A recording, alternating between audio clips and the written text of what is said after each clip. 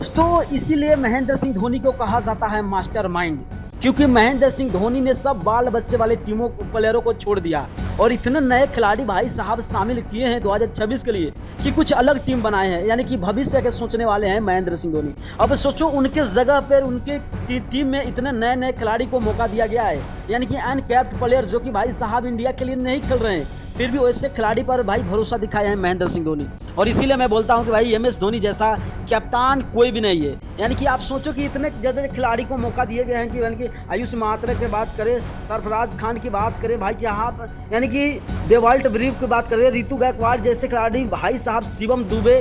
भाई साहब अब सोचो कि इतने बड़े बड़े खिलाड़ी को,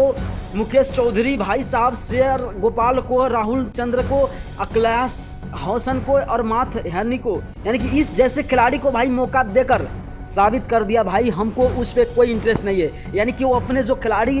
भाई जो उसमें खेल रहे थे उनका ऊपर कोई भी इंटरेस्ट नहीं था। और सच में इसीलिए कहा जाता है कि मास्टरमाइंड संजू सैमसन, शिवम दुबे जैसे खिलाड़ी को, भाई साहब माथुर शॉट जैसे खिलाड़ी,